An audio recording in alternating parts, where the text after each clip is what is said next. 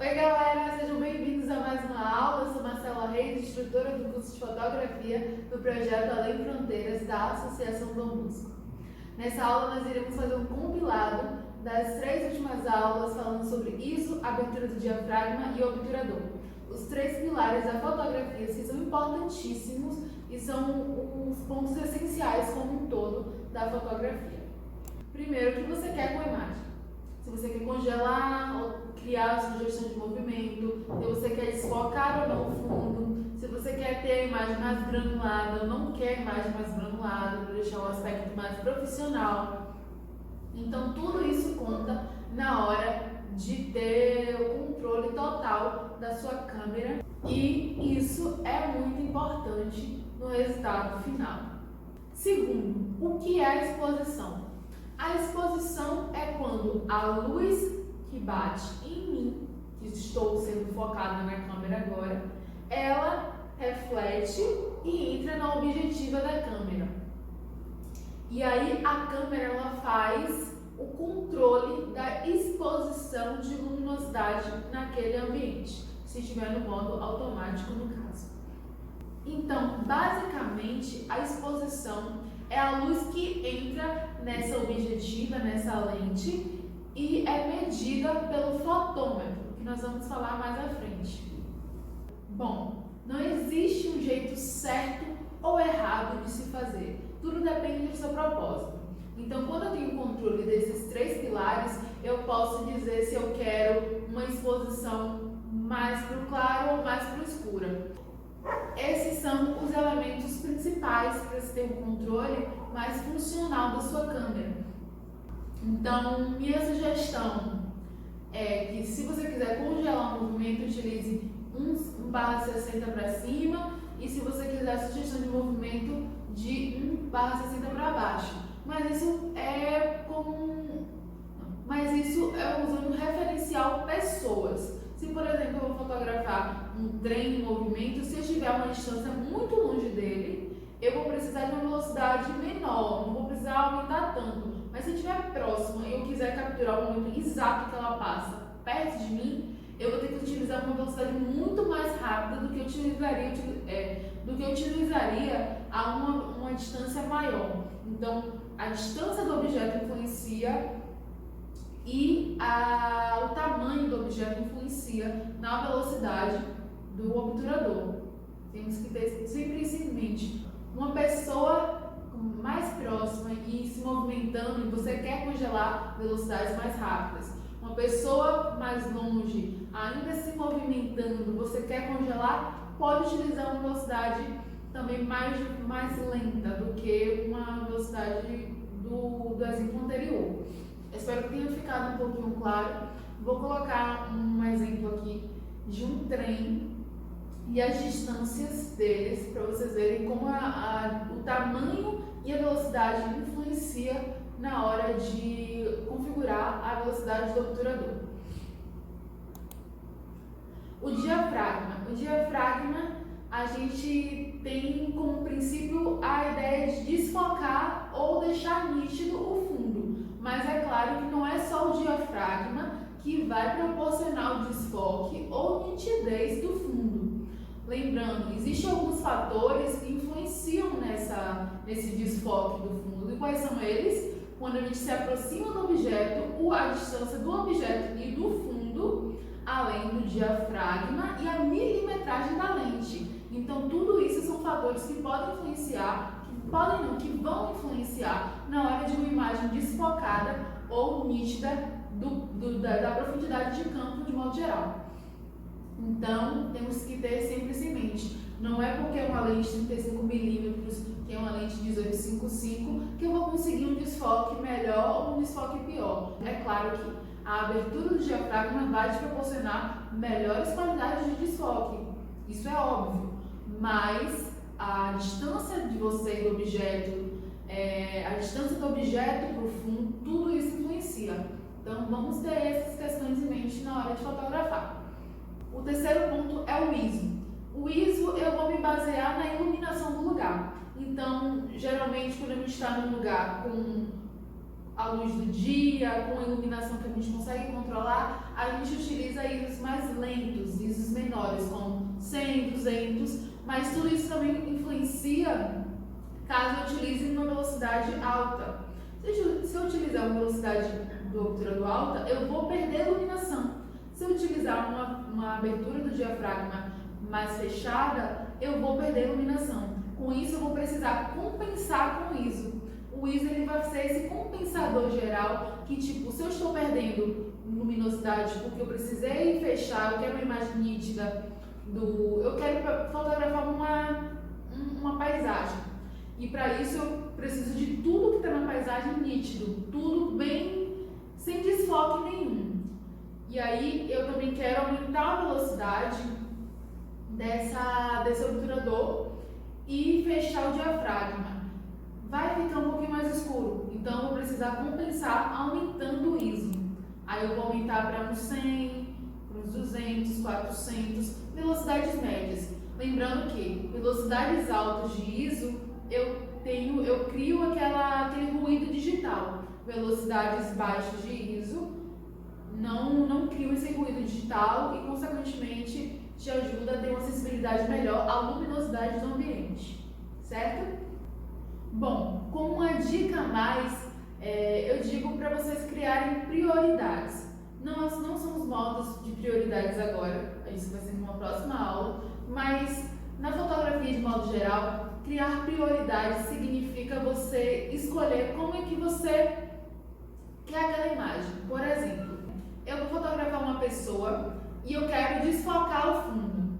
Então eu tenho que ter na minha mente que a primeira coisa que eu vou controlar na câmera é a abertura do diafragma. Porque a abertura do diafragma é o principal fator que me dá o desfoque de fundo. Então minha prioridade é pensar no diafragma. Se o diafragma está muito aberto, está entrando muita luz e eu preciso perder esse ponto de luminosidade, eu vou mexer no obturador, já que o meu ISO está no 100, e aí eu vou aumentar a velocidade do meu obturador, fazendo que eu perca alguns pontos de iluminação e chegue na exposição correta, na exposição de luz correta que vai estar entrando na câmera. Então, se eu precisar fazer algum tipo de compensação, vamos dizer que eu quero fotografar uma cena de Fórmula 1 e aí o carro está em uma alta velocidade e eu quero congelar aquele carro naquele exato momento. Então, meu obturador precisa ter uma velocidade muito alta.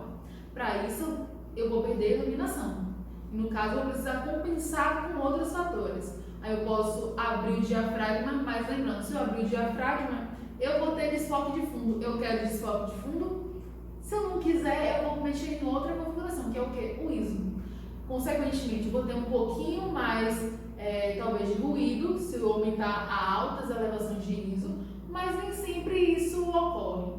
Vai depender muito dessa quantidade de ISO que você vai usar. Então, a fotografia é basicamente essas compensações. Eu preciso ter em mente qual a prioridade que eu tenho naquela fotografia. Se eu quero fotografar algo que é rápido, eu vou precisar mexer no ISO, vou precisar mexer na abertura. Se eu quero desfocar o fundo, minha prioridade vai ser a abertura. Se eu quero uma imagem bem iluminada, bem exposta, eu vou ter que mexer na sensibilidade do ISO. Tudo isso, todos eles são um tripé que não pode ser estudado de maneira separada. A gente estuda de maneira didática, mas no final todos eles conversam entre si. Então, a forma de criar depende de você, fotógrafo, que está aí com sua câmera e quer fazer uma fotografia diferente, não quer zerar o fotômetro ou quer fazer algo totalmente diferente do comum. E aí você vai precisar ter controle desses três pilares para poder ter noção do que você está fazendo, para você ter noção de que você não quer uma imagem totalmente clara, tudo aparecendo. Eu quero focar naquele objeto que está ali na frente, eu quero todo o resto bem embaçado, bem desfocado. Então eu preciso ter essas configurações em mente na minha cabeça, tá bom? Bom, agora nós vamos para as configurações básicas na hora que a gente pega a nossa câmera e a gente já está dominando o modo modos, mas o modo manual é quando a gente tem controle de fato daquilo que a gente está fazendo na câmera, é do jeito que a gente quer, não como a câmera quer. Bom, as configurações básicas que a gente tem que fazer na hora que a gente pega a nossa câmera, a primeira delas é a dioptria. A dioptria ela é regulada por esse botãozinho que está aqui do lado, e ele faz basicamente uma regulagem do nosso grau do olho, né? Quando a gente tem algum problema. Quando a gente tem algum problema de miopia ou astigmatismo, nesse negócio não, mas o grau do olho a gente consegue ajustar aqui. Então eu vou clicar no botão do obturador bem de leve e aí vai aparecer o fotômetro lá dentro, vai aparecer aquela barrinha verde lá dentro. E aí se ela estiver embaçada eu vou girando até ela ficar na nitidez correta do meu olho. Então se eu tiver algum problema de visão, por exemplo, se eu utilizar óculos e precisar fotografar sem óculos, é só eu fazer essa configuração que eu vou ter o grau do meu olho no viewfinder da câmera. Outro fator seria a qualidade de imagem. A qualidade de imagem, a gente vai ter um vídeo só específico disso, mas a qualidade de imagem é basicamente se eu quero uma foto em JPEG, em RAW ou em outros formatos que a câmera disponibiliza. Então, para a gente que está começando, é interessante a gente fotografar em JPEG. RAW seria interessante se a gente for fazer uma pós-produção, uma edição, porque ela vai ser melhor para essa pós-produção. Outras configurações mais avançadas que eu vou dizer rapidamente, mas a gente também vai dedicar um tempo para elas, seria a Picture Style e a Color Space. A Picture Style, ou estilo de imagem, é umas pré-configurações que a câmera dá pra gente de controle de saturação, de tom de cor, de nitidez. E aí eles dão umas pré-configurações que são melhores ou não para determinados ambientes. Então ele te dá várias pré-configurações, você mesmo pode criar a sua pré-configuração de Picture Style. Já o Color Space, ou espaço de cor, é uma configuração que a gente chega aqui no menu e coloca. Ela vai te dar duas opções, sRGB e Adobe RGB. Por enquanto a gente vai deixar em sRGB. Essa configuração ela permite que a câmera fotografe em um determinado espectro de cor.